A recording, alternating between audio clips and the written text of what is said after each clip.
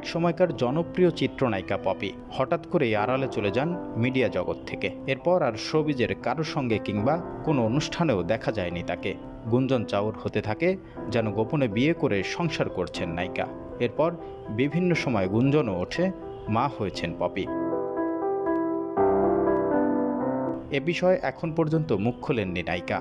এর মধ্যে প্রকাশ্যে এসেছে স্বামী সন্তান সহ পপির ছবি।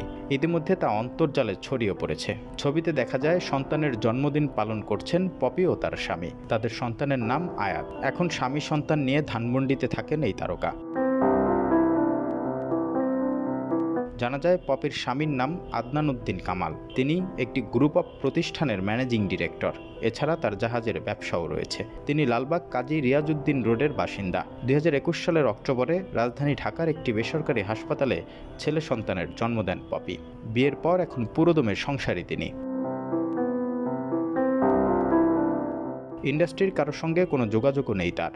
এদিকে সোমবার পপির বোন ফিরোজা পারভিন খুলনা নগরীর সোনারাঙ্গা থানায় তার বিরুদ্ধে জমি দখলের চেষ্টার অভিযোগে একটি সাধারণ ডায়েরিও করেন।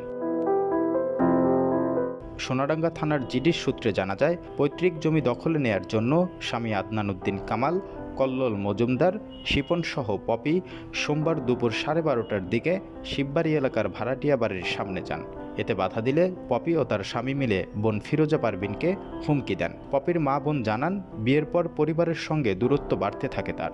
সন্তানের স্বীকৃতি আর স্বামীর মন রক্ষায় তাদের উপর অমানবিক অত্যাচার চালাচ্ছেন বলেও অভিযোগ মা বোনের।